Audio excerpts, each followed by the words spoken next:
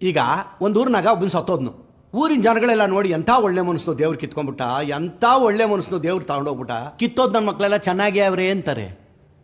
ನಿಜ? ಯಾಕ? ನಿಮ್ ಪ್ರಶ್ನೆಗೆ ಉತ್ತರ ಸಿಂಪಲ್. ಏನು?